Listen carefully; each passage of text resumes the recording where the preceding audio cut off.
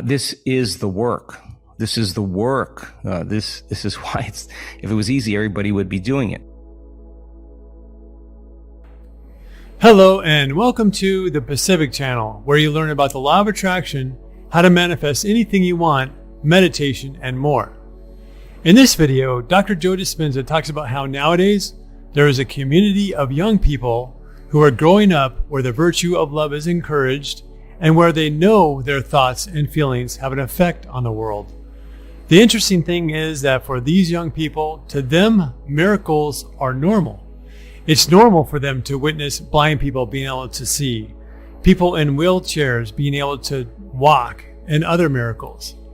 Dr. Joe also talks about how the body wants to be the mind and how it will resist any effort you put forth to tame that stallion, as he sometimes says. Near the end of this video, he describes what you can do to change yourself into what you want to be. Without any further delay, let's listen to Dr. Joe. Is a unique community of kids because, number one, they are growing up in a culture, in a community where a lot of the virtues of love are encouraged.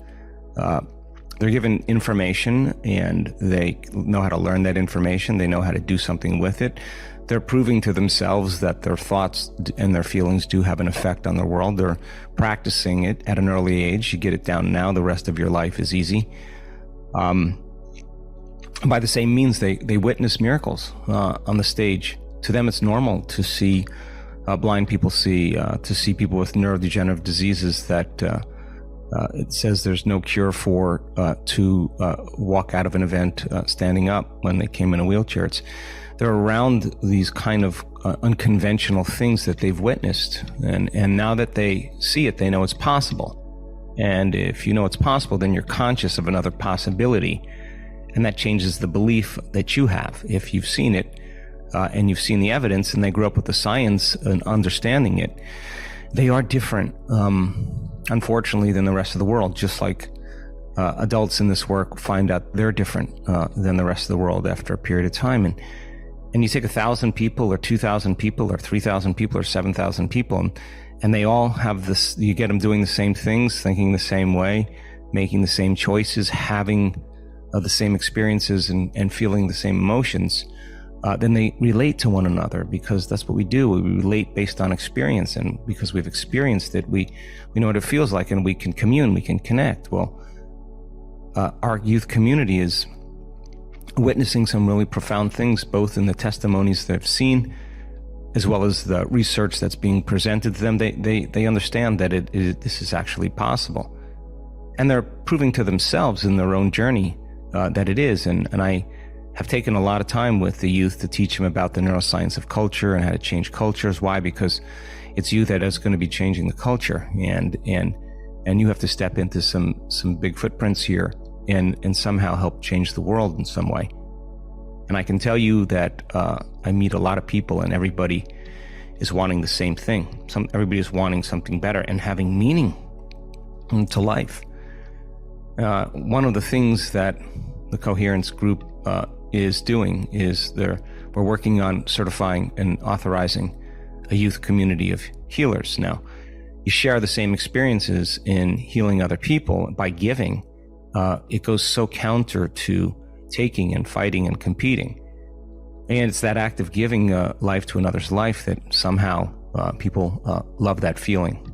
And I want the youth community to get really good at doing this, really good at it. I'm really pressing them pretty hard that they have to execute and perform, and they have to produce outcomes. That's how they can prove to themselves that they're connected, that divine intelligence lives within them, that they could say, okay, I saw enough healings, I've seen enough other people be healed, now I should be able to do it because other people can do it. And I meet with them and we talk about social issues, we talk about abundance, we talk about health and wellness, we talk about the environment, we talk about education. These are important issues that really need some attention, and we're looking at how we can make a difference. And so it's not uncommon when you do this work that you outgrow things. You just outgrow them because it's boring, or there's nothing new, or you're no longer interested in needing anything outside of you to make you feel good. You actually feel good without anything. You're not going to find a lot of people in the world yet accepting that notion, although it's changing right before our very eyes. And so I would encourage you to join the youth community. I would encourage you to continue to learn, to continue to study. I was a weird kid in my 20s, a very different kid. I was into quantum physics. I was into yoga. I was into the yogic masters. I was into breathing. I was into all these things. And when I should be out partying with all my friends, I just didn't really find any value in that. That wasn't what I wanted to do. I wanted something else. And so I found myself at many times being happy with just being by myself and learning and finding my way. And I guarantee you, if you keep doing this work, you'll start creating people that are you attract, and they attract to you. And it's a different frequency. And so my suggestion is that you continue being yourself. You continue listening to that compass in you that is telling you that this isn't for you, and be uncompromising to that, and reach out to the youth community. Join the youth community. If you can, come to a week long and be part of the youth community. They meet every night. We have an events follow-up going on here in Florida right now, and there's a lot of youth that are here, and they could be anywhere, and they meet every evening. And if I can, I drop in with them and talk to them, and they do the work with all the adults. We have young people, 7, 8, 9, 10 years old as well, going through every meditation, going through every session, and really, really making some really profound changes. So if you can, be somewhat active and make a different choice and jump into the youth community. Introduce yourself. If you can, come to an event. Be a voice out there and find people that you can relate to. And there are people from Colombia, young people from Colombia that I know that are in this work. And so make an effort to ask the question, there's got to be something else. There's got to be something else besides this, and start looking for it right in our community. The disturbance of energy, when you actively engage in doing the breath with the intention of taking all those emotions that are literally stored as energy in those first 3 centers, primarily the first center 2, because that's where all that potential energy exists, that Kundalini energy, you are shaking loose a lot of the conditioning that goes on in the body. Now, the body has been conditioned really to be the mind, and so I mean that in all sincerity, that the body's been programmed to certain behaviors, certain habits, certain emotional reactions, certain beliefs. It's conditioned and programmed. And so when you do the breath and you start shaking loose some of that energy and you start liberating that energy, the body really does every single thing it can to return back to the same emotional state. So, you do the work and all of a sudden your body goes, oh, well, that was weird. Let's get back to the same emotional state. Let's get back to the same program, because it's the mind and it wants the known. It craves the familiar. That's what it's doing. It's looking for safety, right? So the conscious mind is working against 95% of a program. And God knows when we do this, the battle begins. It looks like a David versus Goliath, because it's an assault of memories, an assault of emotions. The body's doing everything it can to unseat us so we can return back, and it's influencing the mind. Many people say, oh, I'm doing the breath wrong, I'm doing my meditation wrong, I'm doing this work wrong, it's not working for me. I want you to know that you're doing it right. I want you to know that your disturbance of that energy is really starting to denature those programs, and the body's working harder to get back to the known state, and you're stretching it into the unknown. In a sense, you're making a different choice and doing a different thing. You're working on having a new experience, and you're working on changing your emotional state, and the body is resisting. I see it every single time I watch students in this work do the come to a week-long event. There's a resistance in the body, and sometimes it's while you're doing it, saying you're not doing it right. What am I doing wrong? This doesn't work. I'm going to have a stroke. All of that stuff people have that comes up. I'll do it my own way. All of that. That's because the body's resisting. It's not the mind. The mind made the conscious choice to do it. It's just now the body, you have to work with it. So you're retraining the body. You're reconditioning the body to a new mind. If you stick with it, that energy really starts to move very well out of those centers and right to your heart and ultimately into your brain. You come to the week-long event as in Dallas.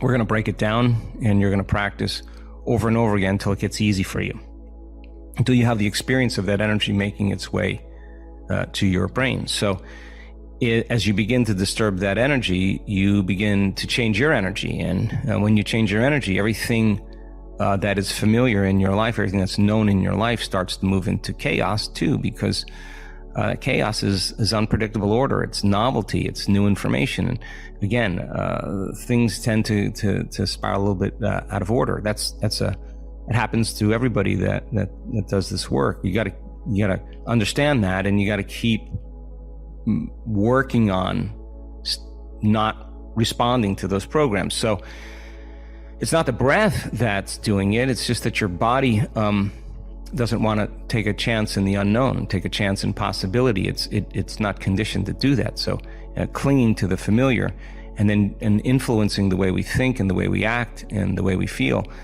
is its job to bring us back to the same personality. So the work is about going through that process. You're not doing anything wrong in doing the breath. It's just that you're changing your energy, and the body is doing everything it can to return. So it makes sense then. And I've done this numerous times. I get right back to the basics. Write down the thoughts that keep coming up. Why? Because that thought is going to influence a certain choice to a certain behavior and recreate the same experience to feel the same emotion. And it's automatic, right? So that takes a lot of energy and awareness to stop that. But if I write them down, the thoughts and memories that I don't want to revisit, if I just keep them in my conscious mind, I can catch them before they happen. That's a victory. All right, so I'm moving energy every day in my body. My body's wanting to return back to the familiar. How am I not going to speak? Let me just stay conscious of what I did yesterday. How did I act and behave? How did I go unconscious and back into those old habits? Let me just write them down and review them. And before I open my eyes, I'm just going to remind myself who I no longer want to be. I just want to review those. Now it's no longer about doing the breath. It's about change. It's about true change.